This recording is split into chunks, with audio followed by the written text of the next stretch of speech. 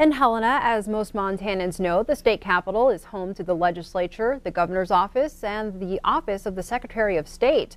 It also showcases some of the state's most impressive tributes to its people and heritage. MTN's John Riley reports. The Montana State Capitol holds a total of 34 murals and 8 sculptures honoring the state's people. During the construction of the building, the state's founders intended the design and interior to reflect the values and aspirations of the Treasure State.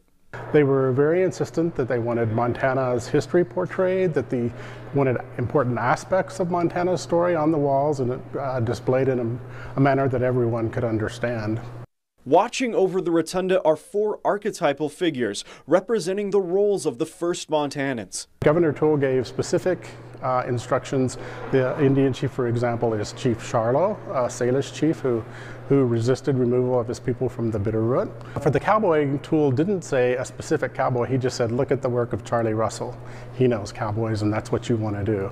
A decade later, Russell's work would be added to the Capitol. In the House chambers is the cowboy artist's largest work ever produced. Standing 20 feet tall and 25 feet wide, the painting depicts Lewis and Clark meeting the Salish Indians at Ross Hole.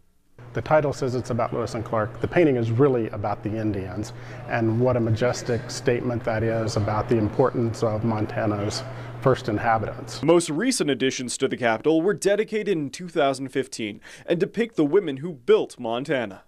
It's not about just the few people we think of as being exceptional. We have Jeanette Rankin statue down there, that's great.